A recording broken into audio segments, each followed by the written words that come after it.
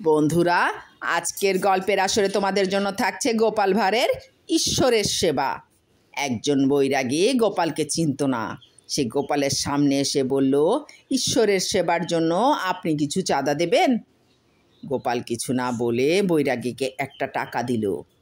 টাকাটা পেয়ে বৈরাগী খুশি হয়ে পথ হাঁটতে লাগলো।